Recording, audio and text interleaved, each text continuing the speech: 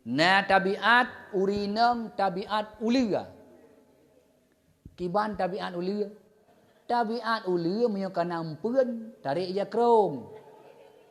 Menyohana berah pegah balakom pek-pek.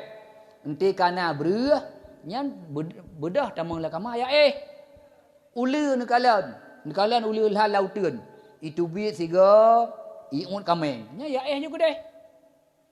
Hana pikir sapu ji. Jelabah sinan bak bintih kalage bordir. Alenyan bro sinan iku rumah pukun kajiat, pukun ka sika tu ot. Alenyan pulam lain-lain. Jadi pukun kuto je kudroi menana rumah dan perkara rumah. Hanai perma le urinang pejut. Urinang mutabiat urinang mutabiat ulu. Alenyan urinang mutabiat ulu mendendam ganyan. Ngekala lagi ulu kena ke pegah le urang Tuhan. Iji mia tapah ulu tapah mate. Mia tapah hana mate. Nyau ke ijak lebih ramai di. Nyau menan kan? Menan ulu. Dendam di iji. Menyau tapah mate.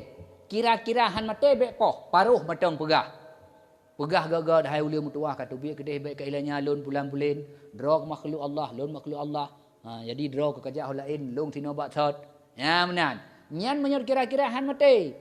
Menyau kira-kira mate, poh ju mate. Sebab menyau han mate, ipakat ngau ni singoh ijak lebih ramai. Nyan menan urun Tuhan pegah. Dan nyo yang sabak ji mendendam.